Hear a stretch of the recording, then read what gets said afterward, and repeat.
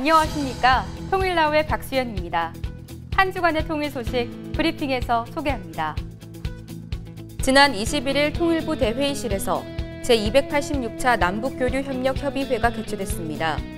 현장에는 조명균 통일부 장관을 비롯해 정부 및 민관위원 등 총 18명이 참석했습니다. 이날 협의회에서는 유니세프와 WFP의 북한 모자 보건 및 영양 지원 사업에 남북협력기금 800만 달러를 공여하는 방안이 심의 의결됐습니다. 조 장관은 북한 정권에 대한 제재와 북한 주민에 대한 인도적 지원은 분리 대처해 나간다는 것이 국제사회가 공유하고 있는 보편적 원칙이자 가치라고 말했습니다. 지난 19일 한국프레스센터에서 한반도 신경제지도 구상 학술회의가 열렸습니다. 이번 학술회의에서는 한반도 신경제지도 구상의 주요 내용과 의미, 이행 전략 등이 논의됐습니다. 조명균 통일부 장관도 현장에 참석해 북한의 도발과 국제사회의 제재가 악순환을 거듭하고 한반도의 위기가 고조되고 있다며 오늘 학술회의가 한반도 신경제지도 구상의 의미를 공론화하고 국민들의 이해와 지지를 넓히는 계기가 되길 바란다고 말했습니다.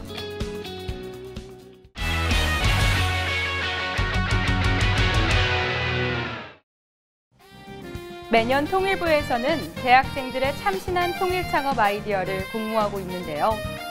올해는 어떤 아이디어가 관람객들의 마음을 사로잡았을까요? 2017 통일 창업 아이디어 전시 현장으로 지금 함께 가보시죠. 남북 통일은 나에게 새로운 기회다. 세계 확장. 이루어질 소원. 달콤한 모임과도 같다고 생각합니다. 2017 통일 창업 아이디어 공모전에서 만난 대학생들의 즐거운 상상. 함께 만나보시죠.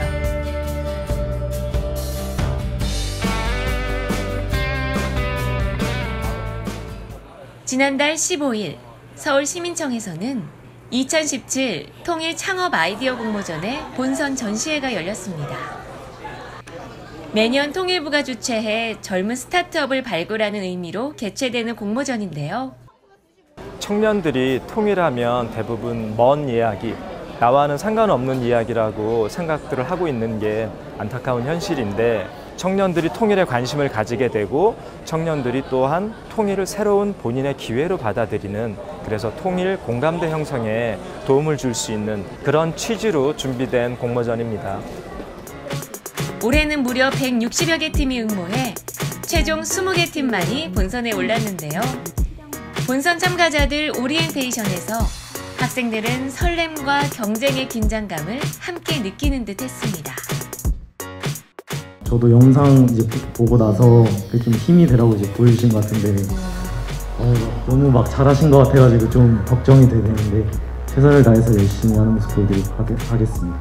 저희가 모두 경쟁자고 언제 또 자주 볼지 모르지만 좋은 친구로 잘 지냈으면 좋겠습니다. 그렇다면 통일의 희망을 꾹꾹 눌러 담아 만든 창업 아이템들을 살펴볼까요? 올해는 유독 창업 분야가 세분화되어 색다른 아이디어들이 많았는데요. 역시 가장 먼저 눈이 가는 것은 맛있는 먹을거리들이네요. 미래 북한 특산품을 상상해 푸짐한 한상을 차려놓은 이 팀은 통일 이후 북한에 숨어있는 음식 명인들을 찾아 나서겠다고 합니다. 남한 명인들의 전통주를 많이 먹으러 다녔어요. 그런 과정을 통해서 북한에도 이런 명인들이 많지 않을까라는 생각에서 이 아이디어를 착안하게 됐습니다. 오후 1시, 학생들이 본선 심사를 준비하기 시작하는데요. 정말 너무 지금 떨려요. 조금 이따 심사위원분들이 40%나 그걸로 결정이 되는데 이거 잘 못하고 막 우물쭈물거리고 그러면 완전 점수를 깎일 것 같아서 열심히 매끄럽게 연습하는 중입니다. 학생들의 긴장을 풀어주기 위해 간단한 퀴즈를 준비했습니다. 만약 우승한다면 우승 소감을 5글자로 물어봤는데요. 이번에 수상한다면 내 기분은 킹왕짱 캡숑이다. 통일된 기분이다. 완전 미치네. 본격적인 심사가 시작되자 갑자기 진지해진 전시장. 학생들은 최선을 다해 자신의 창업 아이템을 소개합니다. 기술력이랑 노하우를 제품화시키는 이번 공모전은 심사위원들의 현장 심사 40%, 온라인 투표 비율 30%, 관람객들의 평가 30%로 수상자가 결정되는데요. 학생들의 아이디어를 살펴본 관람객들의 느낌은 어땠을까요?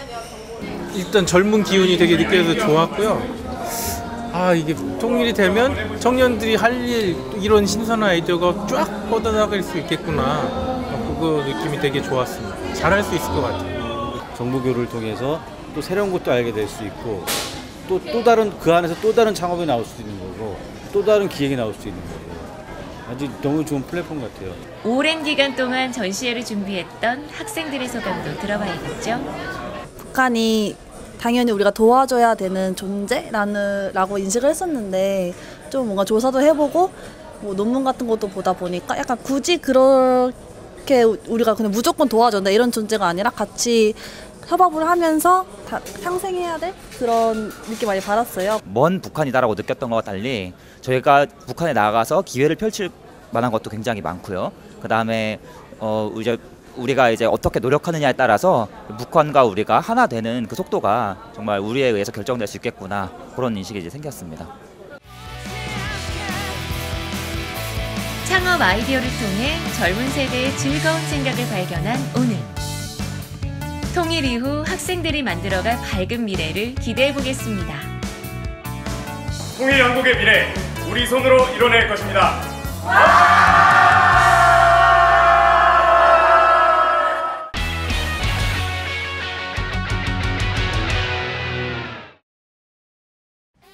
평생 하나의 그리움을 아는 채 살아가는 분들이 계십니다. 바로 실향민과 이산가족인데요. 남과 북의 이산가족이 처음 만났을 때 실향민들이 고향 땅을 밟을 수 있었던 그날은 언제일까요? 오늘 통일발자국에서 그날을 찾아가 봅니다. 분단과 전쟁으로 한반도에 생겨난 새로운 부류의 사람들. 고향을 떠나온 실향민. 가족과 흩어져 소식도 모른 채 살아가고 있는 이산가족. 이들이 공통적으로 가지고 있는 소망 하나가 있습니다. 소원이 있다면 마지막 소원은 평안남도 순천군 은산면 금창리에는 꽃피고 새우는 가재 잡던 내 고향에 가서 옛날 사람들이 입건 없건 거기에 우물가에 가서 나 여기 살았네 하고 거기서 내가 한번 소리 외치면 나 남쪽에서 이렇게 됐노라고. 자기가 태어나고 자란 강으로 돌아가는 연어처럼 죽기 전에 함께 살았던 가족과 고향 땅 가까이 갈 수 있기를.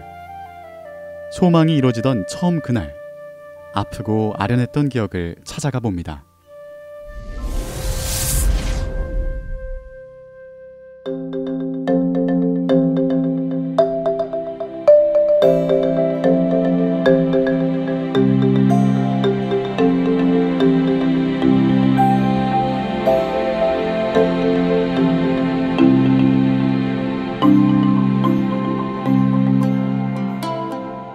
(1985년 9월 20일) 냉전의 상징인 판문점에 평소와는 다른 분위기가 감돕니다. 판문점을 사이에 두고 남북 양쪽에 들어선 사람들, 이산가족과 예술공연단원들입니다. 남에서 북으로, 북에서 남으로 302명의 사람들이 군사분계선을 넘는데요. 이날은 분단 사상 최초로 이뤄진 남북의 민간인 교류 사례로 기록되고 있습니다.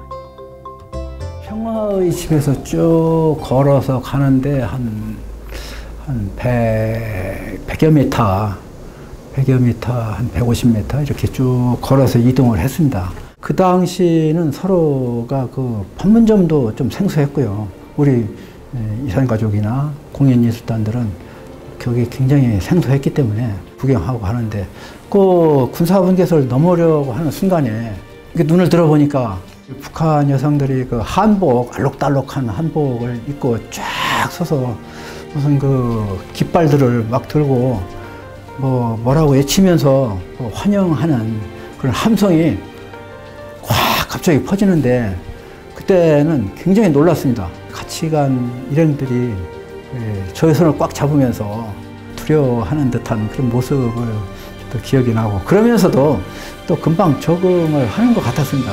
바로 넘어가는 순간에 정말 감격을 해서, 야, 내가 정말 참 고향 땅을 밟는구나, 북한 땅을 밟는구나, 이런 생각에 들어서인지 얼굴에 환한 미소를 띠면서 북한 그 환영 군중을 향해서 같이 손을 들고 판문각으로 이렇게 걸어 넘어가는 모습, 그것까지가 이렇게 기억이 납니다.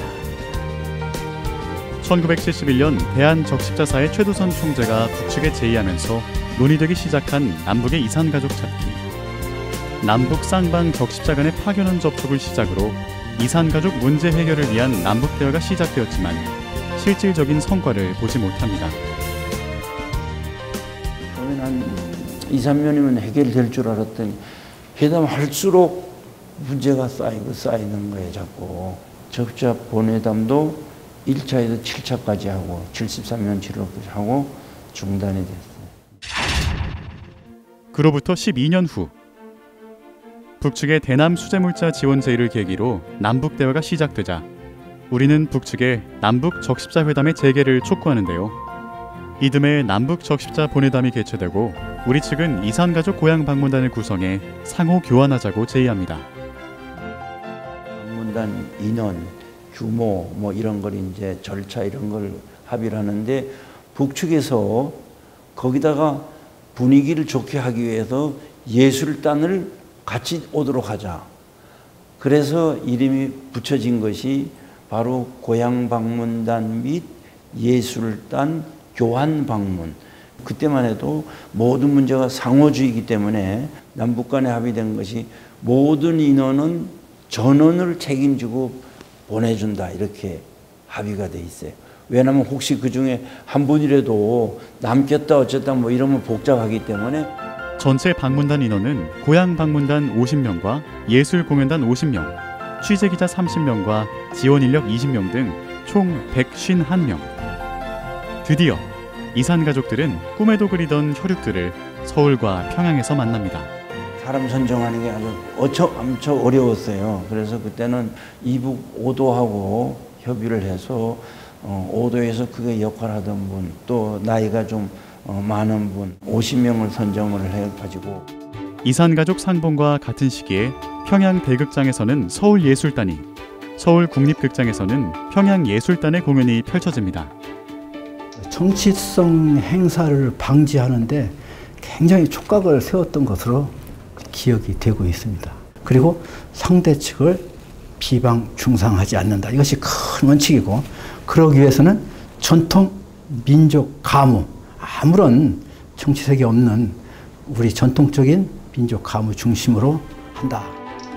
원맨쇼의 1인자로 알려진 남보원 선생. 북의 고향을 두고 온 실향민이자 이산가족인 그도 이 무대에 올랐습니다. 거기 가서 과연 어떻게 무엇할 거야? 너는 함경도 사투리를 해라. 백남봉, 나는 평안도 사투리를 하겠다. 가지고 이 남과 북이 하나 돼가지고 통일이 되면 고속도로가 쫙 이어질 거지요. 그렇게 나면 걸음, 이제 그 사람들 앞이니까 걸음 기리티. 나도 이 말이야, 이제 피나는 내리갔지만 우리 통일이 되면 또 고향을 찾아올 거 아니가? 북녘 땅에 딱 들어섰는데 북한이니까. 참, 산새들도 우리를 반겨주구나.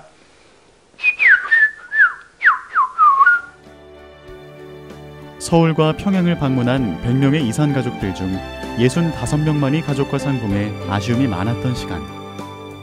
하지만 분단 40년 만에 처음으로 이산 가족들이 공식적으로 만나는 자리가 되었다는 것.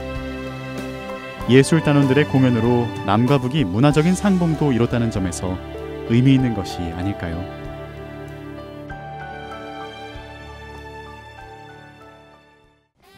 오늘 준비한 소식은 여기까지입니다. 이상으로 통일나우를 마칩니다. 시청해주신 여러분 고맙습니다.